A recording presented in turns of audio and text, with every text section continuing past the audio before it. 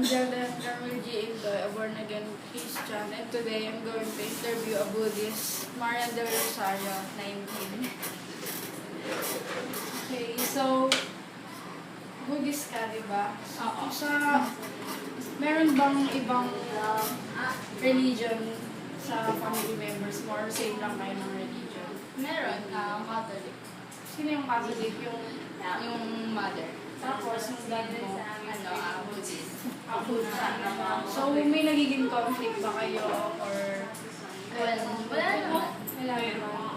Pero na-try mo nang magsimba sa Catholic? Oo. Na-try ko.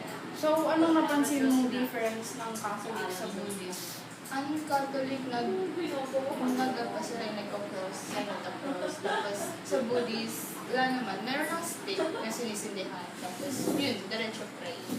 Pero kapag Catholic kasi cross, diba? Tapos magpe-pray, tapos mag-cross tapos yun.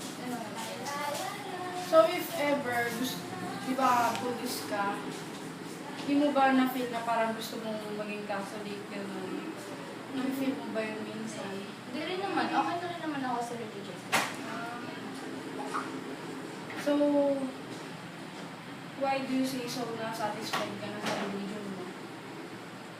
Dahil gusto ko nakikita mali doon sa religion ko. Saka, hindi naman ako dinidiscourage ng religion ko na or pinapakita na something na lumipat ka na ibang religion kasi hindi ito bagay sa'yo ay may ganito kami na hindi mo naman ginagawa. So, dapat ako lumipat ng religion.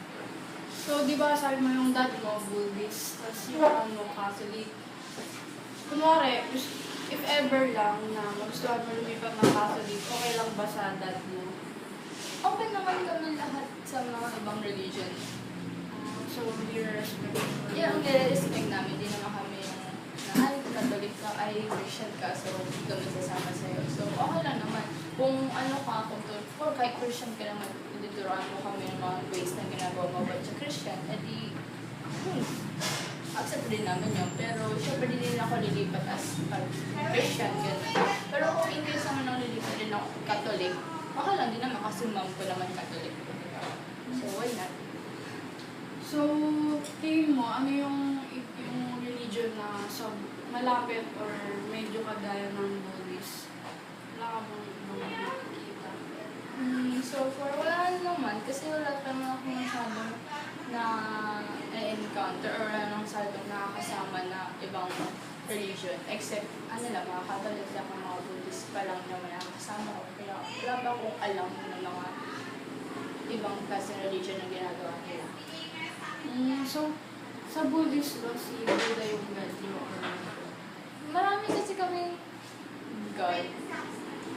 Sobrang dami. Kaya di ko alam kung sino mismo doon yung pinaka-main part. Kasi lahat naman kasi nire-respeto namin. Piniprank namin. Actually, marami siya eh. So, sobrang dami. Hindi ko rin alam. Saka di rin honestly, di rin ako mismong nagtatanong kasi ng mismong God sa religion namin. So, what do you mean madami? Madami siya eh. Meron kasi babae, may goddess, diba? Tapos, meron rin mga God, yung mga super lalakang God, diba? Pag babae goddess, kaya di ko rin. So, walang hierarchy, walang pinakamataas dito? Wala, lahat naman, basta pag God ka, or pag God talaga, yun sinasamba namin. Di ka tulad sa Catholic na si Christ yung sinasamba, isa lang yung God. Sa inyo madami. Marami. Pag pupunta ka sa temple namin, marami kami sinasamba. Maraming silang name eh, hindi ko nga masyado memorize kasi sobrang dami. Kaya, pero nirespeto ko sila. Hindi ko silang binabastos or kahit naman na, basta kapag dito sa temple lahat, doon nagpe-pray kami. Lahat ng God piniprayhan namin.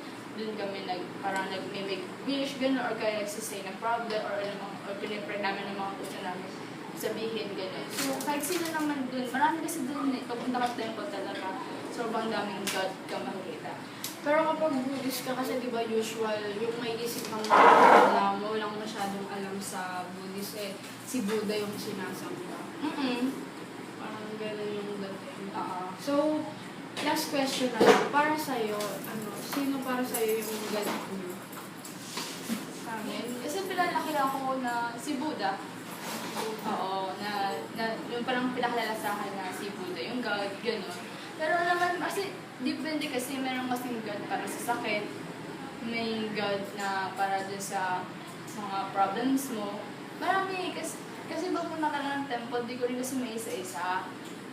Mga, estimate mo mga more than More than, mga 20s, mga gano'n.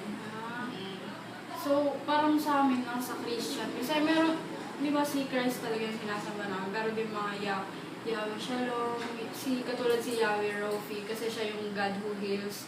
So, parang same lang sa inyo. Pero, Marami, oo.